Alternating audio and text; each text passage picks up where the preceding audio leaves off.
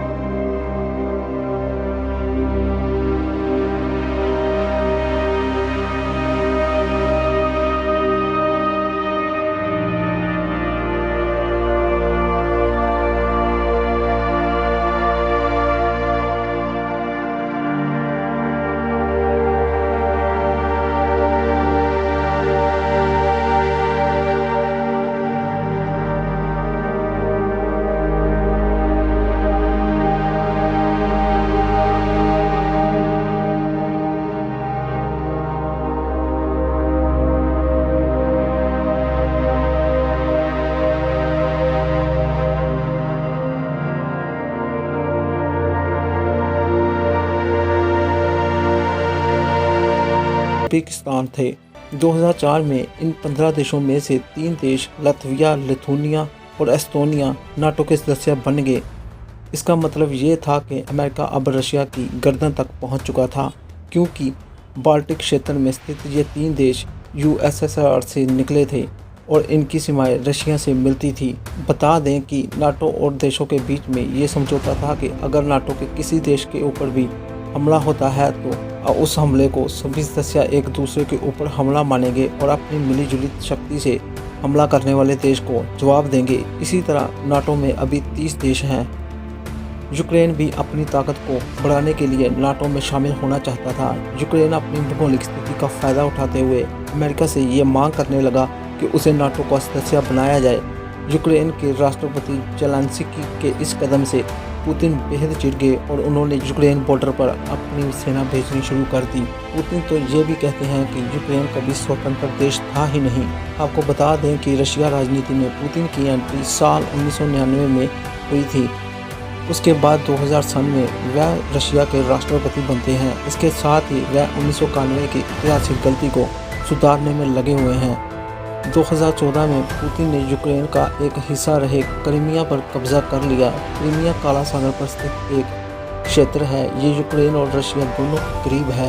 यहाँ की काफ़ी आबादी रशियन लैंग्वेज में बात करती है। पुतिन ने यहाँ पर पहले रूसी समर्थक की सरकार बनाई, फिर अपनी सेना भेजकर इस इलाके पर कब्जा कर लिया। क्रीमिया पर रशिया के इस कब्जे को देखते हुए अमेरिका को अब समझ में आ गया कि अगर रशिया को नहीं रोका गया तो वह यूक्रेन के स्वतंत्र अस्तित्व भी खतरे में आ जाएगा। इसीलिए यूक्रेन को नाटो में मिलाने की कोशिशें होने लगी, लेकिन पुतिन इसका हमेशा विरोध करते रहे। दरअसल यूक्रेन की आबादी में रशिया का व्यापक प्रभाव है। यहाँ पर हर 5 में से एक व्यक्ति रशियन लैंग्वेज बोलता है। यहाँ पर रूस का संस्कृति प्रभाव है। अगर यूक्रेन के पूर्व हिस्से की बात करें तो यहाँ के लोग अपने आप को रशिया के करीब समझते हैं, जबकि पश्चिम के लोग अपने आप को यूरोप के करीब समझते हैं। यूक्रेन का पूर्वी हिस्सा रूस से सटा हुआ है और यहाँ के लोग रशियन बोलते हैं, जबकि पश्चिम में ठीक इसके विपरीत है। राष्ट्रपति पुतिन ने पहले यूक्रेन के 2 प्रदेशों लुहांस्क एंड दोनेत्स्क को स्वतंत्र देश की मान्यता दे दी। ये दोनों देश यूक्रेन के इसी पूर्वी इलाके में स्थित हैं। यहाँ रशिया रणनीति के तहत अलगाववादियों को हवा देता है। इसी रणनीति पर काम करते हुए पुतिन ने 1 फ़रवरी को यूक्रेन के 2 अशांत क्षेत्रों को सांप्रदायिक राष्ट्र की मान्यता दे दी। पुतिन ने धीरे धीरे इन क्षेत्रों पर सेना भेजनी शुरू कर दी। यहाँ एक बात तो बहुत ही दिलचस्प है कि रशिया इस हमले को जा नहीं बताता। रशिया का दावा है कि वो यूक्रेन के लोगों को यूक्रेनियन अत्याचार से छुटकारा दिलाना चाहता है। जब 24 फ़रवरी को सुबह सुबह यूक्रेन की राजधानी कीव पर मिसाइलें दागने लगा तो रूस की तरफ से फिर यही कहा गया कि वह यूक्रेन के लोगों को आज़ाद कराने के लिए ये हमला कर रहा है। उसका यूक्रेन पर कब्जा करने का कोई इरादा नहीं है।